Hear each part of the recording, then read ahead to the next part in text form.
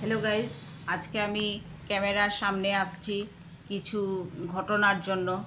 কারণ বেঙ্গলে যে কিছুদিন আগে একটা ঘটনা নিয়ে এত হুলুস তুলুস হচ্ছে, এইসব নিয়ে আমি কথা বলতে আসছি। কারণ আমারও মেয়ে আছে, আমারও ছেলে আছে। আমি দুজনের দিকটা দেখেই বলছি যে শুধু মেয়ে থাকলে খালি আমি মেয়ের সাপোর্ট, ছেলে থাকলে খালি ছেলের সাপোর্ট, তা নয়। আমি দুজনের সাইড দেখেই আমি কথাটা বলছি।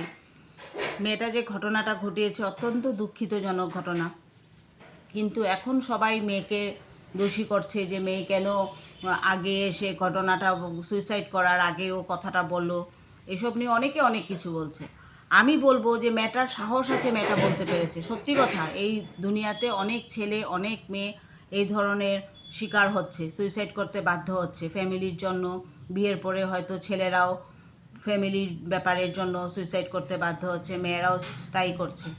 কিন্তু দেবলীনা নন্দীকে আমি স্যালুট জানাবো যে ও কথাটা বলতে পেরেছে। আজকে ওকে দেখে আরও 10টা মেয়ে হোক বা 10টা ছেলে হোক এই ঘটনাটা ঘটার আগে একবার বলে যাবে। আমার কথা হলো যে এই ঘটনাটা ঘটেছে, এটা নিয়ে এত চর্চা না করে আসল দোষীকে তাকে সামনে আনা। এই কথাটা তো ঠিক না যে বিয়ের পরে মাকে ছেড়ে দাও, বা মেয়েও বলল বিয়ের পরে তোমার মাকে ছেড়ে দাও, কোনোটাই ঠিক কথা না। আমার কথা হলো যে সবাই শান্তিভাবে, সব মা বাবারাই চায় যে ছেলেকেই বিয়ে দিক, মেয়েকেই বিয়ে দিক, যেন ওরা শান্তিতে থাকে। এই শান্তিতে থাকার জন্যই বিয়েটা হয়, সবাইকে জানিয়ে টানিয়ে বিয়ে হয়। কিন্তু তারপর যদি এরকম ঘটনা, ম্যাক্সিমাম হয় এরকম ঘটনা, শুধু বেঙ্গল বলবো না, আমি আসাম থেকে, আসামেও এরকম অনেক ঘটনা হয়। কিন্তু এটার একটা ফয়সলা করা দরকার। এইসব নিয়ে চর্চা করে ভিডিও বানিয়ে এই করে সেই করে এইসব বলে দরকার নেই না মেয়েটাকে। এখন মেয়েটা যখন এইসব ভিডিওগুলো, কমেন্টগুলো মেয়েটা সুস্থ হওয়ার পরে যখন দেখবে, তখন তো মেয়েটার আরও বেশি হবে যে আমি মরে গেলেই পারতাম। এইসব ব্যাপার নিয়ে কথা বলাটা আমার কাছে একদম ঠিক না।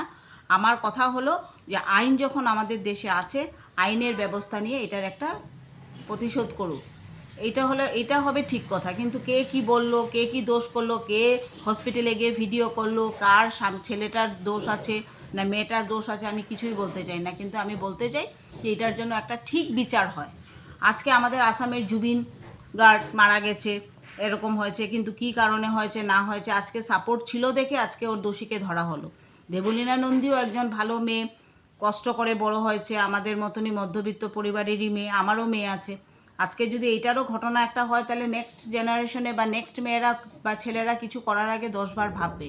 আমার সবার কাছে একটাই অনুরোধ যে সবাই এটা নিয়ে এত চর্চা না করে, যে এটার যেন সলিউশন হয়, এটার যেন একটা বিচার হয়, এইটা যেন সবাই করে। এটাই আমি সবার কাছে অনুরোধ করছি। আমি কোনো ফুটেজ বাড়ানোর জন্য বা আমার কিছু বাড়ানোর জন্য কিচ্ছু করছি না। আমি জাস্ট এটা করছি, একটা মা হয়ে, একটা মেয়ের বা ছেলের দুজনেরই মা, আমি মা হয়ে আমি এই কথাটা বলছি যেন এটা ঠিক বিচার হয়, দেবলীনা নন্দী যেন তার বিচার পায়।